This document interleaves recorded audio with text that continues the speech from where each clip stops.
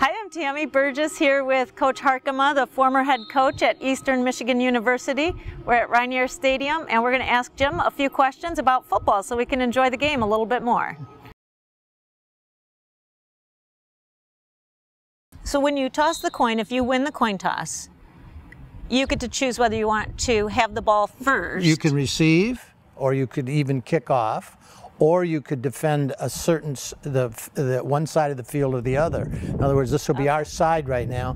If the wind is real strong, you might take a side of the field. Most of the time, they will defer so that they have the decision at the halftime when they can see what their score is. So there's quite a bit of strategy involved in that aspect.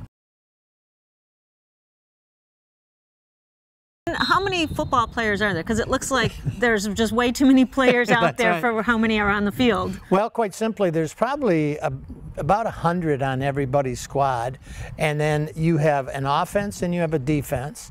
11 people playing offense, 11 on defense. Then you have a second team offense and a second team defense. So all of a sudden you have 44 players that are literally vital to the game. And then you'll have some specialists like kickers or maybe just return people. So easily 50 to 55 are involved in the game almost every football game.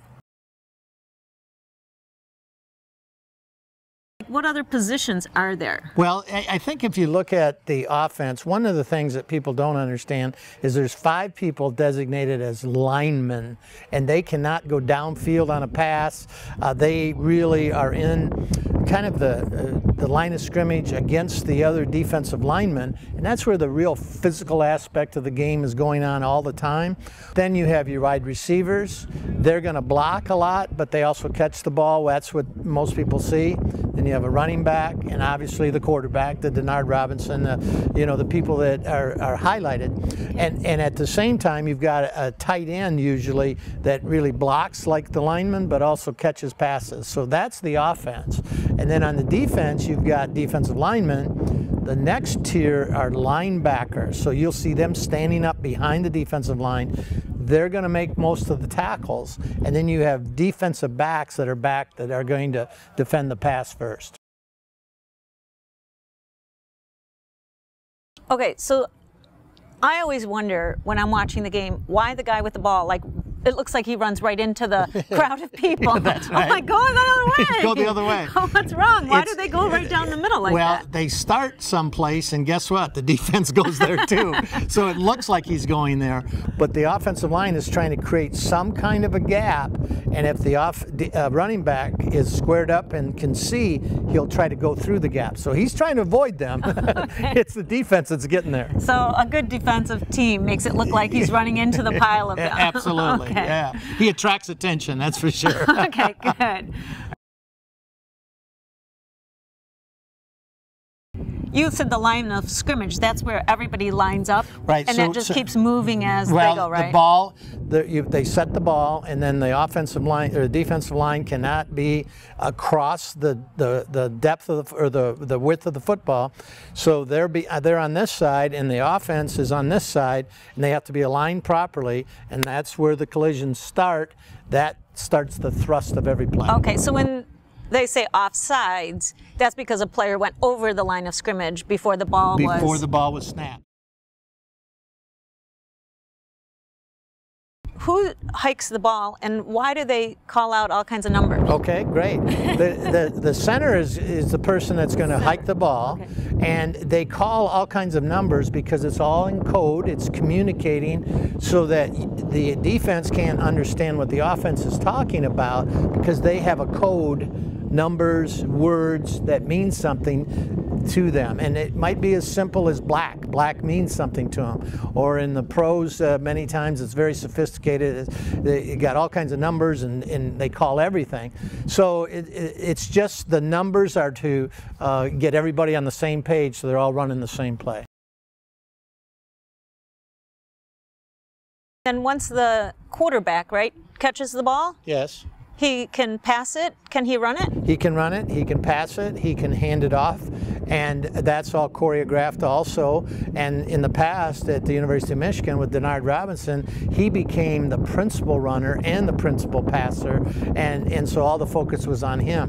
When you watch the game today, it's going to be a little different because the focus of the run now is going to be the running back, and Denard will run some, but not like he has in the past.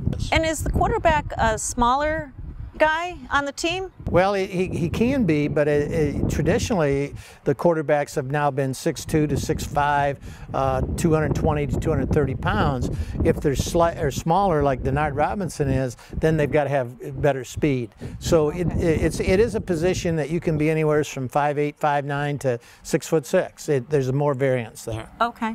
Who's the guy that's behind him? Like, I always see some guy come around the quarterback and like he'll hand it off to him. And that'll be a running back, or it could be a wide receiver. It's somebody that they want with speed.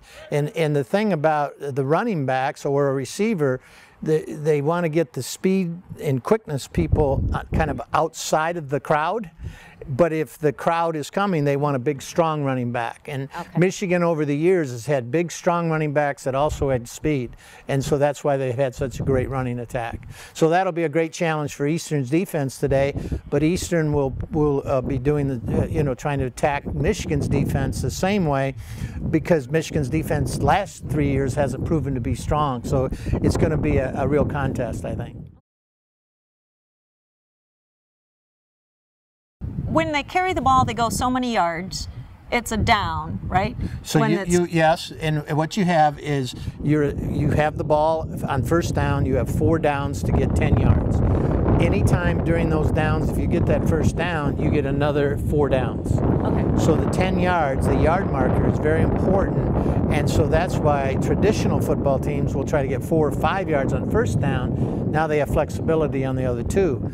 The passing teams might throw on almost all of them. They're not thinking about 10 yards, they're thinking of 20 or 30. So there's a different tempo. Oh, okay. There's a different tempo of the game based on the philosophy of the coach. What happens if you don't get 10 yards in 4 downs? And if you don't get 10 yards, usually it's 3 downs that you're going to use, because the 4th down, you will now punt it away. And the reason you punt it away is the field's 100 yards long. A successful punt might get you 40 or 45 yards for the other team to have to go with the football. Okay? What if you're close to the goalpost? Can you kick for a goal or something? You can kick a field goal, or you can even use all 4 downs to try to get the 10. So it's always dramatic in the stadium when it's 4th and 2, and all the fans are going to yell, "Go for it, go for it." And when the coach does go for it, the fans think they're real smart. Especially when it's a touchdown, right? That's right. Well, when they don't make it, it's the coach's fault. That's right. With the change in coaching staff, is there going to be some different offensive approaches? Without a doubt. And the common theme in college football today is what we call a spread offense, where the quarterback is back away from the center and he gets a snap. And that offense is what Denard Robinson was heralded for over the last 3 years, and he did a wonderful job. But then we also there's modifications of it where the quarterback will get it, but the tailback will still be behind him instead of close to him, and they call that the pistol, because now they're going to do similar things to what Coach Hoke is going to do with the tailback, the traditional tailback, what I call power and play action pass. But the bottom line is we got to get the ball 10 yards, get a first down, and then get another one, and eventually score touchdowns.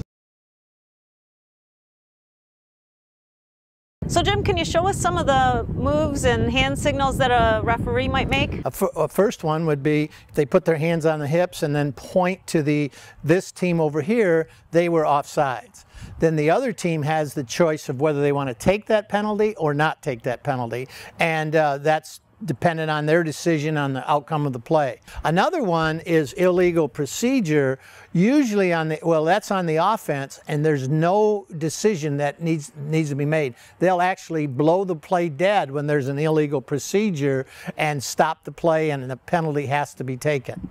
Another one that quite simply is that's pretty dramatic is when an offensive player blocks somebody from the back and into the back, and that will usually be a clip, and that's a 15-yard penalty when the penalty for offsides and illegal procedure is 5 yards. So it's a more drastic penalty.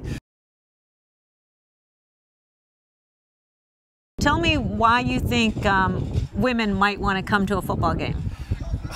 Because of the excitement, and you still want us to win, right? We want you to win. We want you to win. Right. I love football. Right. I don't understand it all, but I have a good time. Right. It's just become a happening. Let's be real here. Not all men even understand the game. So thank you, Jim. That's good. Well, we hope you enjoy your tailgate and the game. Have a great time. Thanks so much.